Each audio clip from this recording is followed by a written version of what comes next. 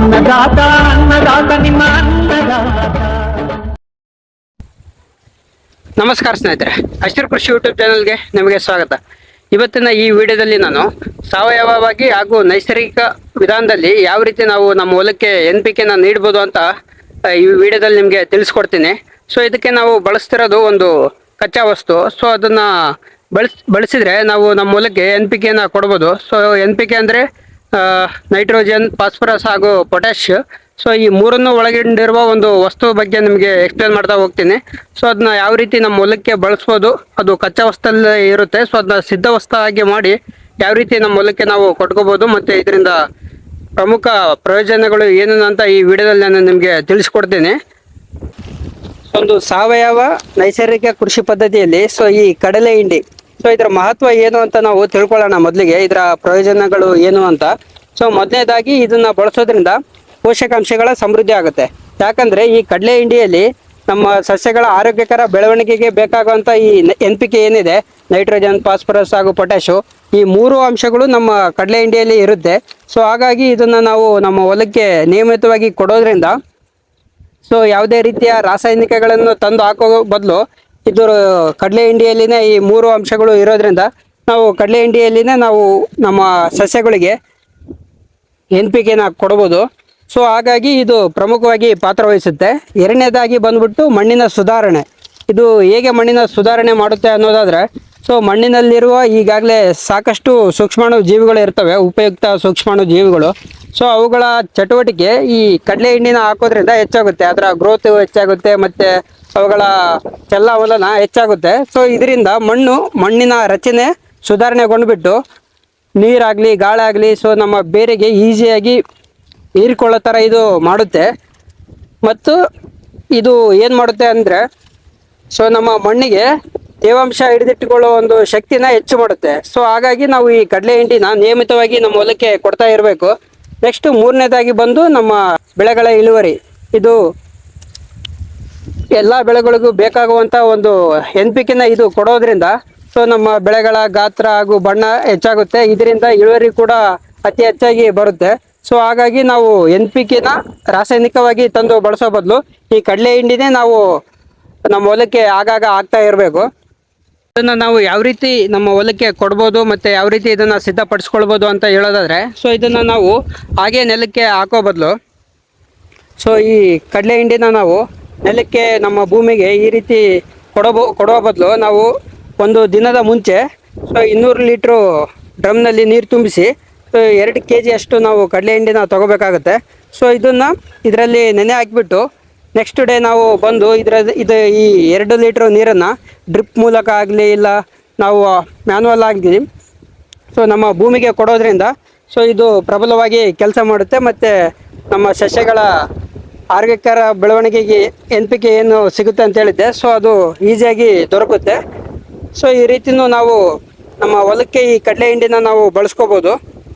ಈ ಕಡಲೆ ಹಿಂಡಿನ ನಾವು ಯಾವ ವಿಧಾನದ ಮೂಲಕ ಕೊಟ್ಟರೆ ಉತ್ತಮ ಅಂತ ಹೇಳೋದಾದರೆ, ಸೊ ಇದನ್ನು ನಾವು ಜೀವಾಮೃತ ತಯಾರಿಕೆ ಏನು ಮಾಡ್ತೀವಲ್ಲ, ಸೊ ಆ ಜೀವಾಮೃತ ತಯಾರಿಕೆಯ 7ನೇ ದಿನ ಅಂದರೆ 8ನೇ ದಿನ ನಾವು ನಮ್ಮ ಮಣ್ಣಿಗೆ ಜೀವಾಮೃತನ ಕೊಡ್ತೀವಿ. 7ನೇ ದಿನ ಸಾಯಂಕಾಲ ಬಂದು ನಾವು ಈ ಕಡಲೆ ಹಿಂಡಿನ ಜೀವಾಮೃತದಲ್ಲಿ ಮಿಕ್ಸ್ ಮಾಡಬೇಕಾಗತ್ತೆ. ಸೊ ಆ ರೀತಿ ನಾವು ಮಿಕ್ಸ್ ಮಾಡೋದ್ರಿಂದ ಸೊ ಈ ಜೀವಾಮೃತದಲ್ಲಿರುವ ಒಂದು ಶಕ್ತಿಶಾಲಿ ಸೂಕ್ಷ್ಮಾಣು ಜೀವಿಗಳು ಏನಿರ್ತವೆ, ಸೊ ಈ ಕಡಲೆ ಹಿಂಡಿನ ಆಹಾರವಾಗಿ ಬಳಸ್ಕೊಂಡು ಸೊ ಇದರ ಪೋಷಕಾಂಶಗಳು ಇದರಲ್ಲಿ ವಿಲೀನವಾಗಿ ಬಿಟ್ಟು ಸೊ ಜೀವಾಮೃತದ ಗುಣ ದ್ವಿಗುಣಗೊಳ್ಳುತ್ತೆ ಮತ್ತು ಇದರ ಶಕ್ತಿ ಕೂಡ ಹೆಚ್ಚಾಗುತ್ತೆ. ಸೊ ಹಾಗಾಗಿ ನಾವು ಇದನ್ನ ಬೆಸ್ಟ್ ವೇ ಯಾವ ರೀತಿ ಇದನ್ನ ನಾವು ಬಳಸ್ಬೋದು ಕಡಲೆ ಹಿಂಡಿನ ಅನ್ನೋದಾದ್ರೆ, ಸೊ ಜೀವಾಮೃತದಲ್ಲಿ ಕೊಡಬೇಕು. ಮತ್ತೆ ಸಾಕಷ್ಟು ಜನ ನಾವು ಜೀವಾಮೃತನ ತಯಾರು ಮಾಡೋದು ಸ್ವಲ್ಪ ಕಷ್ಟಕರವಾಗಿರುತ್ತೆ. ಯಾಕಂದ್ರೆ 7 ದಿನ ಇದನ್ನ ಮಾನಿಟರ್ ಮಾಡಿ ಮಾಡೋದ್ರಿಂದ. ಸೊ ಇದಕ್ಕೆ ಇನ್ನೊಂದು ಪರ್ಯಾಯ ವಿಧಾನ ಯಾವ ರೀತಿ ಅನ್ನೋದಾದ್ರೆ, ಸೊ ನಾವು ಸಗಣಿನ ಕಲೆಕ್ಟ್ ಮಾಡ್ಕೊಂಡ್ಬಿಟ್ಟು ಒಂದು ಡ್ರಮ್ನಲ್ಲಿ ನೀರನ್ನ ತುಂಬಿಸಿ ಸಗಣಿ ನೀರನ್ನ ಎರಡನ್ನು ಮಿಕ್ಸ್ ಮಾಡಿಬಿಟ್ಟು ಒಂದು ದಿನ ಬಿಟ್ಟು ಮಾರನೇ ದಿನ ನಾವು ಸೊ ಈ ಕಡಲೆ ಹಿಂಡಿನ ಕೊಡ್ಬೇಕಾಗತ್ತೆ. ಸೊ ಈಗಾಗಲೇ ನಾನು ಜೀವಾಮೃತನ ಈ ಸಾರಿ ತಯಾರು ಮಾಡಿಲ್ಲ. ಸೊ ಹೋದ್ ಸಾರಿ ನಾನು ತಯಾರು ಮಾಡಿದ್ದೆ. ಜೀವಾಮೃತದ ತಯಾರಿ ಮತ್ತೆ ಅದರ ಮಹತ್ವನ ನಾನು ನಮ್ಮ ಹಸಿರು ಕೃಷಿ ಯೂಟ್ಯೂಬ್ ಚಾನಲ್ ಅಲ್ಲಿ ಎಕ್ಸ್ಪ್ಲೇನ್ ಮಾಡಿದ್ದೀನಿ. ಅದರ ಮಹತ್ವ ಏನು ಮತ್ತೆ ಅದನ್ನ ಯಾವ ರೀತಿ ಕೊಡಬೇಕು ಮತ್ತೆ ಯಾವ ರೀತಿ ಅದನ್ನ ಕೊಡೋದ್ರಿಂದ ಉತ್ತಮವಾಗಿ ವರ್ಕ್ ಆಗುತ್ತೆ. ಮತ್ತೆ ಅದರಲ್ಲಿ ಹಾಕುವಂತ ಒಂದು 5 ಅಂಶಗಳು ಏನಿದಾವೆ, ಸೊ ಅದು ಪ್ರತಿಯೊಂದಕ್ಕೂ ನಾನು ರೀಸನ್ ಹೇಳಿದ್ದೀನಿ ಏನಕ್ಕೆ ಹಾಕ್ತಿವಿ ಮತ್ತೆ ಇದರ ಹಾಕೋದ್ರಿಂದ ಉಪಯೋಗಗಳು ಏನು ಅಂತ. ಸೊ ನನ್ನ ಈ ಯೂಟ್ಯೂಬ್ ಚಾನಲ್ ಅಲ್ಲಿ ಹೋಗಿ ನೋಡ್ಬೋದು, ಜೀವಾಮೃತ ತಯಾರಿಕೆ ವಿಡಿಯೋ ಇದೆ. ಸೊ ಈಗ ಸದ್ಯಕ್ಕೆ ನಾನು ನೀರಿದೆ ಮತ್ತೆ ಸಗಣಿನ ಮಿಕ್ಸ್ ಮಾಡ್ಕೊಂಡಿದ್ದೀನಿ. ಸೊ ಇದಕ್ಕೆ ನಾನು ಕಡಲೆ ಎಣ್ಣೆನ ಹಾಕ್ತಾ ಇದ್ದೀನಿ. ಸೊ ಈ ರೀತಿ ಪುಡಿ ಪುಡಿ ಮಾಡಿ ಹಾಕ್ಬೋದು, ಇದು ಚೆನ್ನಾಗಿ ವಿಲೀನಗೊಳ್ಳುತ್ತೆ, ಕರಗ್ಬಿಡುತ್ತೆ ಬೇಗ. ಸೊ ಹಾಗಾಗಿ ನಾವು ಪುಡಿ ಮಾಡ್ಕೊಂಡು ಇದನ್ನ ಹಾಕ್ಸ್ಕೊತಿದ್ದೀನಿ. ನಂತರ ನಾವು ನಮ್ಮ ಹೊಲದಲ್ಲಿ ನಾವೇನು ಸೀಬೆ ಹಣ್ಣನ್ನ ಇಟ್ಟಿದ್ವಿ, ಸೊ ಈಗಾಗಲೇ ಅವು ಹಣ್ಣು ಬಿಡೋ ಸ್ಟೇಜ್ ಅಲ್ಲಿ ಬಂದಿದಾವೆ, ಈಗಾಗಲೇ ಕಾಪ್ ಸೆಟ್ ಆಗಿದೆ. ಸೊ ಹಾಗಾಗಿ ನಾವು ಈಗ ಅದಕ್ಕೆ ಮೇನ್ ಆಗಿ ಪೊಟ್ಯಾಶ್ ಕೊಡ್ಬೇಕಾಗತ್ತೆ. ಸೊ ಪೊಟ್ಯಾಶ್ ನಾವು ಯಾವ ರೀತಿ ಪಡ್ಕೋಬಹುದು ಸಾವಯವ ಪದ್ಧತಿಯಲ್ಲಿ ಅಂತ ಸರ್ಚ್ ಮಾಡಿಬಿಟ್ಟು ಸೊ ಅದನ್ನ ಗೊಬ್ಬರನ ತಯಾರು ಮಾಡಿ ನಮ್ಮ ಹೊಲಕ್ಕೆ ಕೊಡ್ತಾ ಇರ್ತೀವಿ.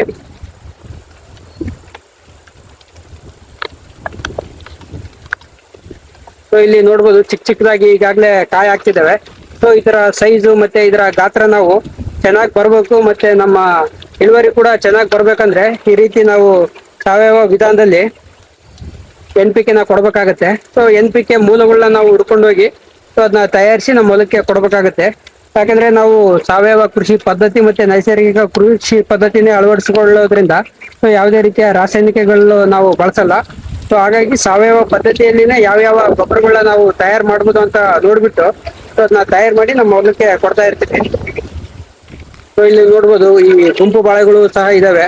ಸೊ ಇದರಲ್ಲಿ ಕೂಡ ಈಗಾಗಲೇ ಬಾಳೆ ಗೊನೆಗಳು ಹಿಡಿತಾ ಇದಾವೆ. ಸೊ ಇದ್ರ ಕೂಡ ನಾವು ಹಾಕೋದ್ರಿಂದ ಸೊ ಉತ್ತಮವಾದ ಇಳುವರಿನೂ ನಾವು ಪಡಿಬೋದು. ಮತ್ತೆ ಸೀತಾಫಲ ಕೂಡ ಈಗಾಗಲೇ ಕಾಪ್ ಬಿಡ್ತಿದ್ದಾವೆ. ಸೊ ಅದರ ಒಂದು ಅದಕ್ಕೆ ಬೇಕಾಗುವ ಪೋಷಕಾಂಶನೂ ಇದ್ರ ಮೂಲಕ ನೀಡಿದಂಗೆ ಆಗುತ್ತೆ. ಸೊ ಹಾಗಾಗಿ ನಾವೀಗ ಇದನ್ನ ಕೊಡ್ತಾ ಇರ್ತೀವಿ.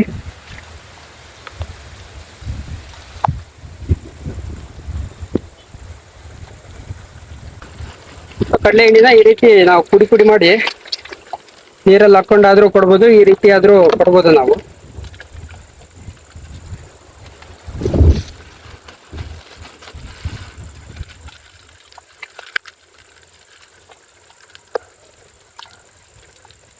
ಸೊ ಇದನ್ನ ನಾವು ಡ್ರಿಪ್ ಮೂಲಕ ಆದ್ರೂ ಕೊಡ್ಬೋದು, ಮತ್ತೆ ಮ್ಯಾನ್ಯಲ್ ಆಗಿ ನಾವು ಒಂದೊಂದು ಟೈಮ್ನಲ್ಲಿ ನಮ್ಮ ಮಣ್ಣಿನ ನಡುವೆ, ನಮ್ಮ ಸಾಲಿನ ನಡುವೆ ಸೊ ಹಾಕೊಂಡು ಹೋಗ್ಬೋದು.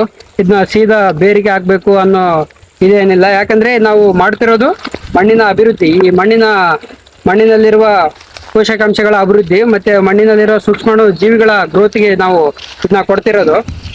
ಸೊ ಹಾಗಾಗಿ ನಾವು ಸಾಲಿನಲ್ಲಿ ಎಲ್ಲಾದ್ರೂ ಕೊಡ್ಬೋದು. ಸೊ ಇದನ್ನ ಸಾಲಿನ ನಡುವೆ ಕೊಟ್ಟರೆ ಉತ್ತಮ. ಸೊ ಒಂದು ಸಾಲಿನ ನಡುವೆ ಇದನ್ನ ಹಾಕೊಂಡು ಹೋಗ್ಬೋದು, ಇಲ್ಲ ಡ್ರಿಪ್ ಮೂಲಕ ಆದ್ರೂ ಕೊಡ್ಬೋದು.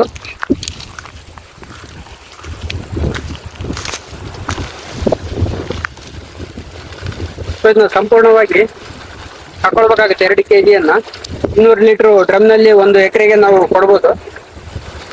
ನಂತರ ನಾವು ಇದಕ್ಕೆ ಇನ್ನೊಂದು ಅಂಶನ ಸೇರಿಸ್ಬೇಕು ಅನ್ನೋದಾದ್ರೆ ಅದು ಸಾವಯವ ಬೆಲ್ಲ.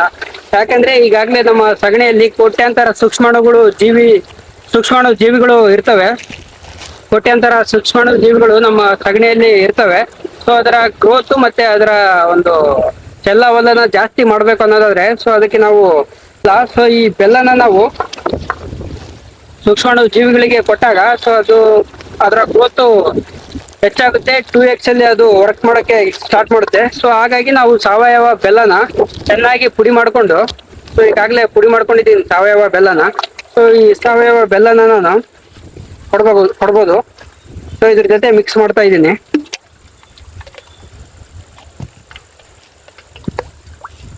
ಸೊ 2 kg ನಾನು ಸಾವಯವ ಬೆಲ್ಲದ ಉಂಡೆಗಳನ್ನ ತಗೊಂಡಿದ್ದೀನಿ, 2 ಉಂಡೆಗಳನ್ನ. ಸೊ ಇದನ್ನ ಚೆನ್ನಾಗಿ ಪುಡಿ ಮಾಡಿಕೊಂಡು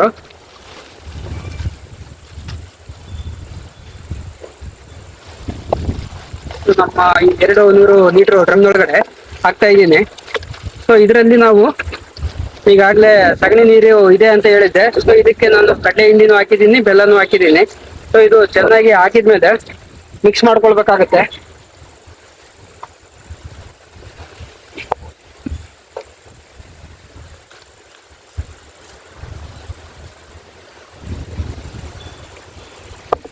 ಸೊ ಇದನ್ನ ಚೆನ್ನಾಗಿ ಮಿಕ್ಸ್ ಮಾಡ್ಕೊಳ್ಬೇಕಾಗತ್ತೆ.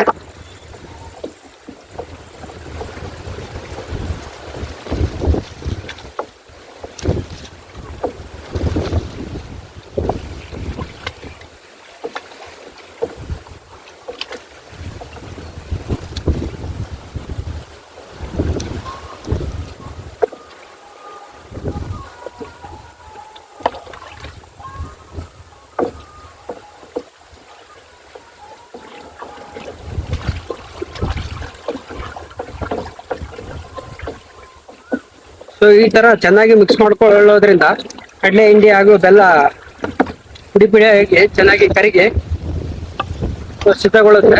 ಸೊ ಇದನ್ನ ನಾನು ನೆಕ್ಸ್ಟ್ ಡೇ ಮಾರ್ನಿಂಗ್ ಬೆಳಿಗ್ಗೆ ಬಂದ್ಬಿಟ್ಟು ಇದು ನಮ್ಮ ಹೊಲಕ್ಕೆ ಕೊಡ್ತಾ ಇದ್ದೀನಿ. ಸೊ ಈ ರೀತಿ ನಾವು ನಮ್ಮ ಹೊಲಕ್ಕೆ ಸಾವಯವ ಗೊಬ್ಬರನ ನಾವು ತಯಾರು ಮಾಡ್ಕೊಳ್ಬೋದು. ಸೊ ಈ NPK ನಾವು ಸಾಕಷ್ಟು ರೈತರು ರಾಸಾಯನಿಕ ವಿಧಾನದಿಂದ ತಂದು ಕೊಡ್ತಾರೆ. ಸೊ ನಾವು ಸಾವಯವ ಕೃಷಿ ಪದ್ಧತಿಯಲ್ಲಿನೇ ಸಾಕಷ್ಟು ಮೂಲಗಳು ಇದಾವೆ NPKಗೆ. ಸೊ ಅದನ್ನ ನಾವು ಬಳಸ್ಕೊಂಡು ನಮ್ಮ ಹೊಲಕ್ಕೆ ಕೊಡ್ಬೋದು. ಸೊ ಇದು ಒಂದು ಬೆಸ್ಟ್ ಮೆಥಡ್ ಅಂತ ಹೇಳ್ಬೋದು. ಸೊ ಇದನ್ನ ನಾನು ನಾಳೆ ನಮ್ಮ ಹೊಲಕ್ಕೆ ಕೊಡ್ತಾ ಇದ್ದೀವಿ.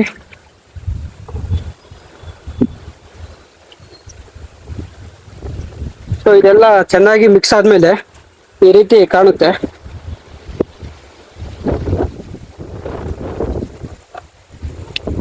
ಸೊ ಇದನ್ನ ನಾನು ಮುಚ್ಚಳದಿಂದ ಮುಚ್ಚಿ ಸೊ ನೆಕ್ಸ್ಟ್ ಡೇ ಬಂದು ಇದನ್ನ ಒಂದೊಂದ್ಸರಿ ಕಲಿಸ್ಬಿಟ್ಟು ನಮ್ಮ ಭೂಮಿಗೆ ಕೊಡ್ತಾ ಹೋಗ್ತೀನಿ. ಸೊ ಇದೇ ರೀತಿಯ ಹೆಚ್ಚಿನ ವಿಡಿಯೋಗಳಿಗಾಗಿ ಈ ನನ್ನ ಹಸಿರು ಕೃಷಿ ಯೂಟ್ಯೂಬ್ ಚಾನಲ್ ಸಬ್ಸ್ಕ್ರೈಬ್ ಮಾಡ್ಕೊಳ್ಳಿ. ಮತ್ತೆ ಇದರಲ್ಲಿರುವ ಸಾಕಷ್ಟು ಸಾವಯವ ಕೃಷಿ ಹಾಗೂ ನೈಸರ್ಗಿಕ ಕೃಷಿ ಸಂಬಂಧಿತ ವಿಡಿಯೋಗಳು ಏನಿದ್ದಾವೆ ಸೊ ಅದನ್ನು ನೋಡಿ ನೀವು ಉಪಯೋಗ ಮಾಡ್ಕೋಬಹುದು. ಸೊ ಇಲ್ಲಿಗೆ ಈ ವಿಡಿಯೋನ ಕೊನೆ ಮಾಡ್ತಿದ್ದೀನಿ.